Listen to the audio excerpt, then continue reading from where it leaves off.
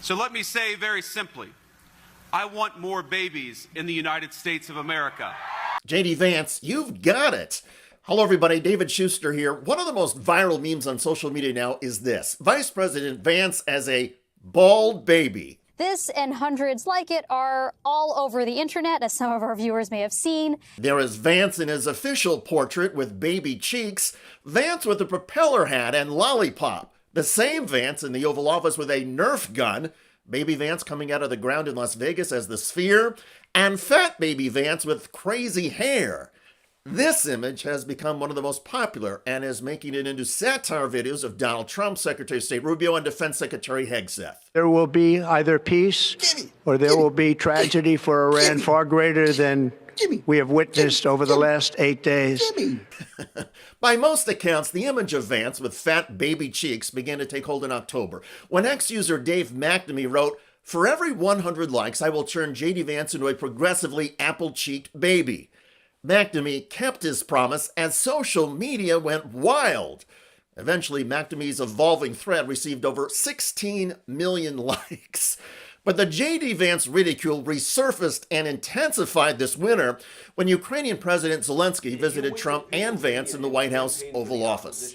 You should be thanking the president for trying to bring it into this conflict. Have you ever been to Ukraine that you say what problems we have? Have you said thank you once? This A lot entire of meeting? times. No, in this Even entire meeting, today, have you said thank you? One of the first social media memes to go viral after that was this one. Barflug Narvin wrote, "You have to say please and thank you, Mr. Zelensky." Before long, Vance memes spun out of control. There was Vance as a young woman, Lederhosen Vance with a lollipop, Vance with heavy eyeliner, Vance painting with crazy hair, Green Monster Vance, Baby Vance with the beanie, and the standard Baby Vance. This might have ended as just a humorous internet meme, except that members of the Trump administration didn't seem to find it very funny. And recently, Customs and Border Enforcement agents flipped out at a Norwegian tourist because the young man, Mads Mikkelsen, had the Vice President Vance baby meme image on his phone. This happened at Newark Airport in New Jersey. At first, upon arrival, Mikkelsen didn't want to hand over his phone. Mikkelsen says that after being warned he could face a fine or even prison, he gave immigration officers the PIN code to his phone. He was then confronted with its contents, pictures the officers found questionable. Specifically, Mikkelsen says the immigration officials objected to this viral meme of the vice president depicting him as a bald baby. The customs agents denied Mikkelsen entry to the United States and sent him back to Norway.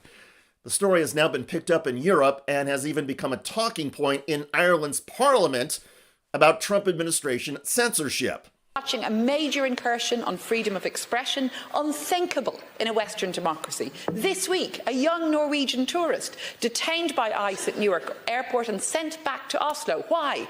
He had this meme on his phone, Minister.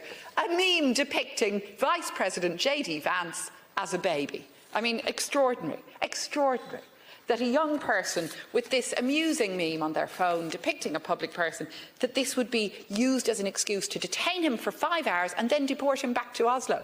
The Trump-Vance administration is now trying to engage in damage control. Headline: U.S. officials refute claim that tourist was denied entry over JD Vance meme. Quote, claims that Mads Mikkelsen was denied entry because of a JD Vance meme are false, Department of Home Security Assistant Secretary Tricia McLaughlin said in a statement. Mikkelsen was refused entry into the U.S. for his admitted drug use. Mikkelsen calls that a blatant falsification. He says he did tell the customs agents at Newark that he had used marijuana twice in his life, but says the agents told him he was being denied entry because of his ridicule of Vice President Vance. In any case, there are clearly people in the Trump administration or who support Donald Trump and JD Vance who do not believe in free speech or free expression and have no issues with censorship. We've even seen that from Donald Trump himself and others in the White House. They have constantly and consistently hammered journalists, often by name. You are a real, you're a terrible reporter.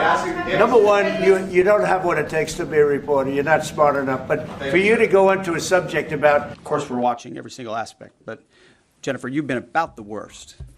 The one who misrepresents the most intentionally. We'll add Natasha Bertrand of CNN, who has done this in the past. In 2020, it was Natasha Bertrand, who had 51 intelligence analysts falsely lie to her.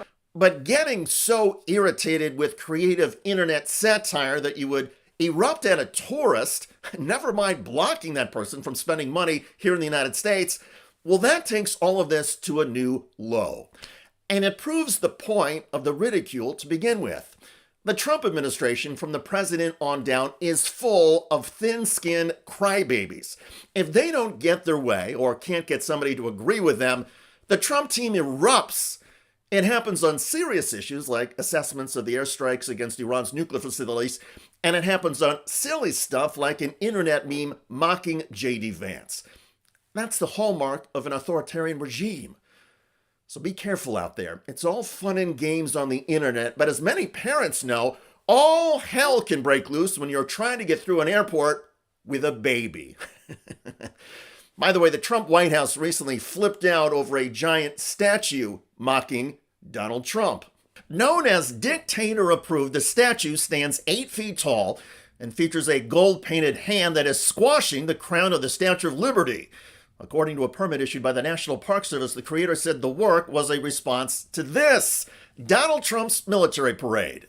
Watching this magnificent display, our souls are filled with gratitude.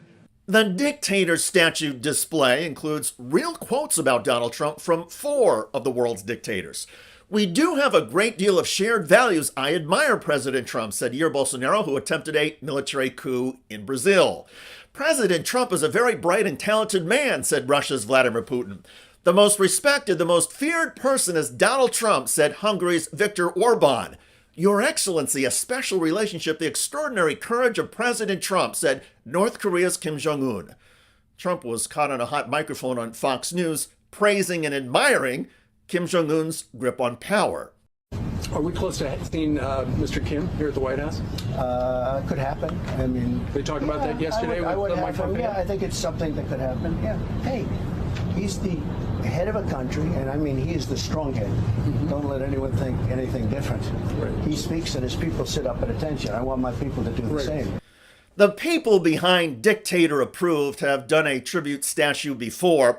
Last October, as the Washington Post headline said, Poop statue appears on the National Mall. It featured a bronze poop on a desk with an office phone and a nameplate belonging to Rep. Nancy Pelosi. A plaque said, this memorial honors the brave men and women who broke into the United States Capitol on January 6, 2021 to loot, urinate, and defecate throughout these hallowed halls in order to overturn an election. President Trump celebrates these heroes of January 6 as unbelievable patriots and warriors. This monument stands as a testament to their daring sacrifice and lasting legacy.